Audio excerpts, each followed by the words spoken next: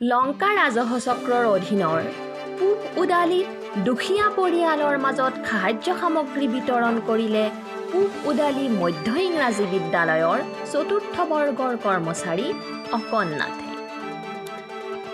যিটো সময়ত লকডাউনৰ গ্ৰাসত সমগ্ৰ দেশ, তেনে সময়ত কোনো লোক বাহিৰলৈ ওলাই যাব নোৱাৰা এক পৰিস্থিতি। এই সময়ত জনসাধাৰণক খাই বৈ জীয়াই থাকিবলৈ ন্যূনতম যি খাদ্য সামগ্ৰীৰ প্ৰয়োজন, সেই খাদ্য সামগ্ৰীৰ অভাৱত জীয়াতু ভুগিছে দৰিদ্ৰ দিন হাজিৰা কৰা লোকসকলে। তাতে আকৌ বাপুতি শাহুন ৰঙালী বিহুতি আহি নঙলা মুখ পালেহি। আজি উৰুকাৰ দিনাও এই দিন হাজিৰা কৰি জীৱন নিৰ্বাহ কৰা আৰ্তজনৰ মাজত এতিয়া পানীত হাঁহ নচৰা অৱস্থা। এনেধৰণৰ বহু লোকে পোৱা নাই কোনো ধৰণৰ চৰকাৰী বা বেচৰকাৰী সাহায্য।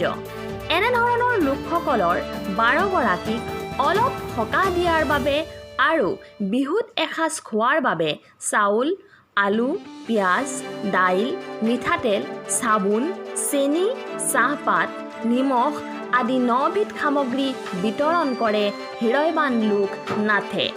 কৰোনা ভাইৰাছে মহামাৰী ৰূপ ধাৰণ কৰাৰ সময়ত দেশৰ দুখীয়া নিচলা জনতাই এমুঠি অন্নৰ বাবে হাহাকাৰ কৰি থকাৰ সময়ত এই হৃদয়বান লোক নাথৰ মহানুভৱতাৰ বাবে আজি উৰুকাৰ দিনা জ্বলি উঠিব এই পৰিয়ালকেইঘৰৰ জুহালৰ চৌকা।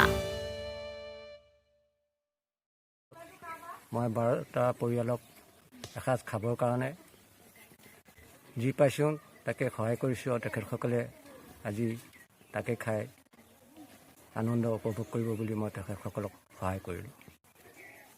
এনেকুৱা আৰু দৰিদ্ৰসকলক সহায় কৰাৰ মন আছে নেকি আপোনাৰ? পৰিকল্পনা আছে নেকি? পৰাপক্ষত মই চেষ্টা কৰিম আৰু যদি পাৰোঁ তেতিয়াহ'লে দিম।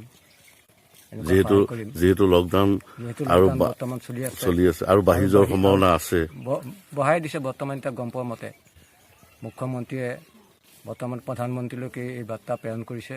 অসমত আৰু 2 সপ্তাহ লকডাউন হোৱাৰ সম্ভাৱনা আছে।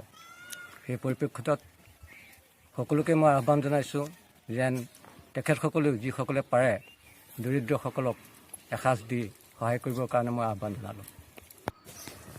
লংকাৰ পৰা থুলেশ্বৰ কলিতাৰ ৰিপৰ্ট, লাইভ 365 অসম।